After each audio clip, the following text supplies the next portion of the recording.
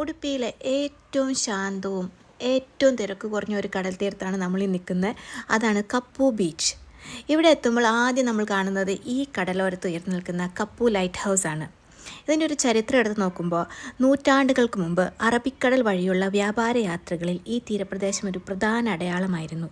സമീപത്തുള്ള കപ്പു കോട്ട 1743 കൊള്ളാടി രാജവംശം നിർമ്മിച്ചതാണ്.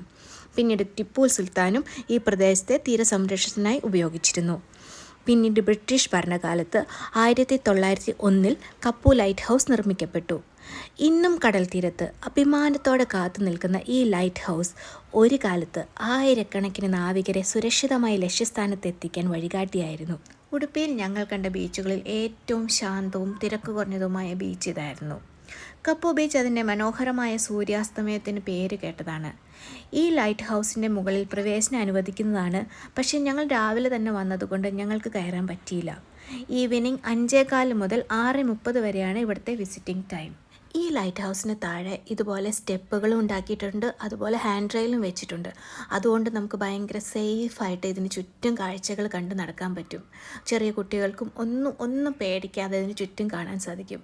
ഇവിടെ നിന്നപ്പോൾ ഞാൻ ആഗ്രഹിച്ചത് ഇതിൻ്റെ മുകളിൽ നിന്നിട്ടുള്ള ആ വ്യൂ കാണാനാണ്. 360 ഡിഗ്രിയിൽ ഇതിന് ചുറ്റുമുള്ള കാഴ്ചകൾ അവിടെ നിന്ന് കാണുമെന്ന് ആലോചിച്ച് നോക്കൂ. ഈ ക്യാമറയിൽ കൂടെ എത്ര ഭംഗിയായിട്ട് ഇത് കാണാൻ പറ്റുന്നുണ്ടെന്ന് എനിക്കറിയില്ല. പക്ഷേ ഞങ്ങളുടെ കണ്ണുകൾക്ക് നല്ല മനോഹരമായൊരു കാഴ്ചയായിരുന്നു ഇത്. ഞങ്ങൾക്ക് ഈ ബീച്ചിൽ കിട്ടിയ മറ്റൊരു ഭയങ്കരമായ കാഴ്ചയായിരുന്നു ഡോൾഫിൻ ജമ്പിങ്.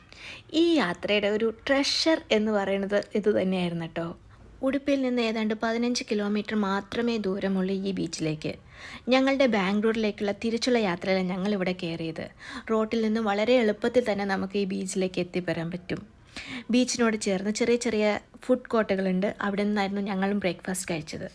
ഇവിടുത്തെ സ്വർണ്ണ നിറമുള്ള മണൽ തീരവും ശക്തമായി തീരത്തെത്തുന്ന തിരമാലകളും തണുത്ത കടൽക്കാറ്റും ഇവിടുത്തെ സൺസെറ്റും ഈ കടൽ തീരത്തെ കൂടുതൽ മനോഹരമാക്കുന്നു. എല്ലാത്തിനും കാവലായി നിൽക്കുന്ന ഈ ലൈറ്റ് ഹൗസും കടൽ യാത്രകളുടെയും നാവിക ചരിത്രത്തിൻ്റെയും ഒരു സാക്ഷി കൂടിയാണ്.